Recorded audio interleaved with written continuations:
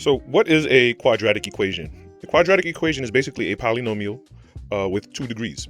The example of a quadratic equation we're going to go over today is 2x squared plus 7x plus 3. Now this has two degrees because you see the exponent of, you have the first exponent of 2 and then the second exponent of 1, which you don't have to write, but it's still there just because you don't see it, it's not there. So this is a quadratic equation and we are going to solve for x. So we're going to solve this using the factoring method. And there's a little bit of a monkey wrench this time around because we have a full-on coefficient. We have a whole number 2 instead of just x squared. We have 2x squared, right? So we're still going to factor it the same way though. We're going to use this cross method that I designed, right? But we're going to approach it a little differently now. So we know that 2x times x makes x squared, right? However, we want to focus on the 7 and the 3. All right, we want to find two numbers that multiply to make 3 and combine, or multiply to make positive 3 and combine to make positive 7. So how are we going to do that? Well, we know that we know 3 is going to be one of our factors, right? So we'll put that above, right? And the only problem is, what will be our second factor? Well, 3 times 1 makes positive 3 times positive 1 makes positive 3. So we're going to go with that for now. And let's test it out. Let's test it out. So we have 2 times x, which gives us 2x squared, right? And then you have 3 times 2x, right? Which gives us 6x. And then you have 1 times x, which gives us x. And then you have 3 times 1, which gives us 3.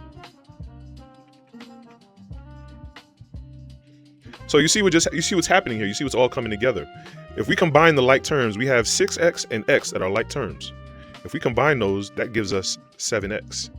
And basically, we end up with the same equation we started with. So we just tested it. This does work. So 3 and 1 are going to be our factors. So let's begin factoring. Let's begin our factoring. So we're going to set up our parentheses over here, and everything is pretty much laid out for us. So we have 2x and 1, and then we have 3 and x. Now it's important how you set it up, because if you test it with your FOIL method, if you set it up wrong, you're going to get 2 different answers. So if I were to do it this way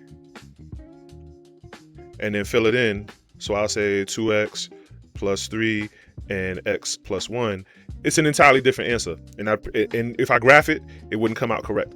So it's important how you set it up. So we're setting it up this way. And then we're going to use that to fill in our parentheses, to fill in our factors. So we got 2x plus 1 and x plus 3. And you can pause the video and you can test it out. You can use the FOIL method and test it out if you want to see what I'm talking about. All right. I have a video on the FOIL method. If you go back in my algebra playlist and check it out, you can see how the FOIL method is done. But let's focus on the task at hand. So now we can start factoring out and solve. Now we can start, while we're done factoring, now we can begin solving for x.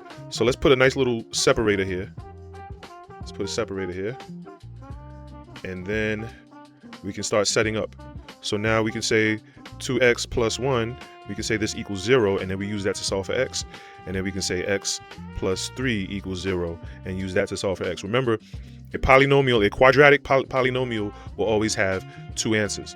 It will always have 2 answers because it's a parabola, right? It curves and it crosses the x-axis twice. It curves up and then it curves back. It comes up and then comes back down. So it's going to cross the x-axis twice. This would be an example of what I'm talking about. It's a parabola, right? And it curves up and comes back and inflects and then comes back down and crosses the x-axis twice. Now, there's also a mathematical reason why it does that. And remember my favorite quote, if you get the math, you get the graph. So this is just an example. Now let's begin solving with our middle school algebra. And we're going to eliminate the 1. Whatever you do to one side, you do to the other. And that leaves you with 2x equals -1, right? And then we're going to eliminate the 2 by dividing it, because 2x means 2 times x. The opposite of multiplication is division. So we divide by 2, and whatever you do to one side, you do to the other. And that should leave you with x equals -1/2. Well, that's the first half of the answer. And then the second answer, we do the same middle school algebra. Eliminate the 3 by subtracting it. Whatever you do to one side, you do to the other. Right? 3 minus 3 equals 0. We're left with x equals -3.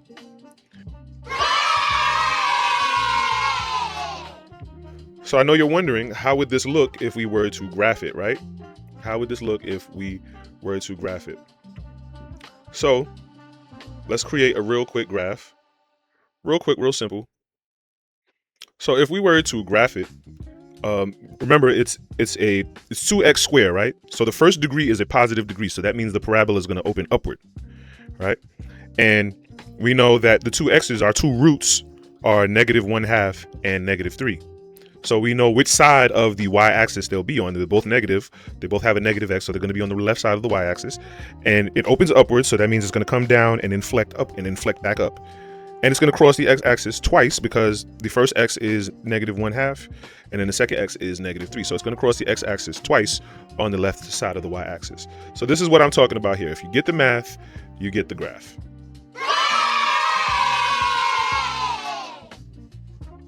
So that previous problem was a bit light. I just wanted to get that out the way to show you the little nuance of having a coefficient greater than 1 and how you would approach that, right?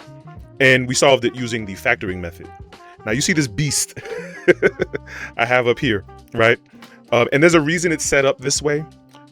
If you become a math major, when you become a math major in college, it'll explain why it's set up this way. There's actually videos on YouTube that you can look up that explain why this formula is set up this way, right? And formulas are set up the way they're set up for a reason, right?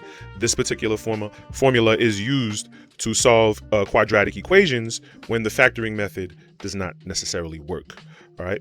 So I know you're tired of looking at it. Let's just go in. So let's look at our first example. We have the quadratic equation, x squared, make that 2 look a little better, plus 4x plus 1 equals 0. And we're going to solve for x. Now, let's try to use my handy dandy cross method. Let's see if my cross method for factoring works on this particular problem, right?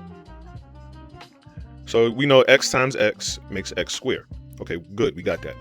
Now we're trying to figure out what two numbers multiply to make 1, but combine to make 4. Already we're in a dilemma, right? Because what two numbers multiply to make 1 other than 1? So we in this particular case, we would need the quadratic equation. The quadratic formula, I'm sorry. We would need the quadratic formula. So now let's use this to fill in the quadratic formula. Now, before we go in, I want to explain something about the quadratic formula. It's very peculiar. Remember, it's a quadratic, right? And with quadratic equations, what are the properties of a quadratic equation? It's going to have 2 roots, or 2 x's, right? What do you think this means? This is a plus sign on top of a minus sign. What this basically means is you will have to execute this formula twice. You'll have to execute this formula twice, because you remember how we solved it. You're going to get x equals blank, and then x equals the other blank, right? Well, when we go through this twice, that's what happens. That's what's going to give us our 2 answers, right? So it's a bit lengthy. And for all you calculator savants out there, you can actually program this into your calculator. And then in the day and age we live in now, I'm pretty sure there's plenty of website calculators that can spit it out for you automatically. But for the sake of your knowledge and the sake of your practice, we're going to do it by hand. All right. So we're going to let the x squared, or the 1 in the x squared, represent A. And then we're going to let the 4 represent B. And then we'll let the 1 represent C. And then from there, we'll begin to substitute the variables. So let me put the equation over here. I'm going to say x equals And then we put a nice little line here, and we're going to say minus blank plus or minus blank square minus 4 times blank, right? And then all over 2 times blank. All right, great. So let's fill in the blanks now. We have b. B is 4. B, we connotate b as 4. So negative 4 plus or minus square root of, actually, let me make that look more like an exponent. Square root of 4 minus 4 times a, which is 1, times c, which is 1 also. All over 2 times a, which is 1. So now we can fire up the jets and get this formula rocking and rolling. Let's begin. All right, so 2 times 1 is 2. I'm just gonna get the easy ones out the way, just some quick arithmetic. Oops. 2 times 1 is 2.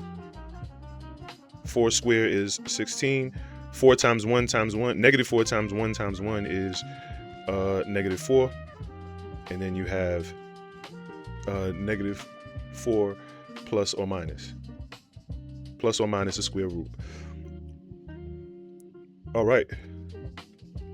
And 16 minus 4 is 12, so that will be negative 4 plus or minus the square root of 12 all over 2.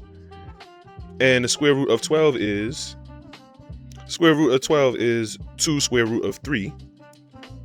For the sake of time, we're just going to get straight to it, and we don't have to go into how that breaks down, but 2 square root of 3, and that would be a positive 2, and we put that all over 2. And because we're dividing it by 2, we can simplify.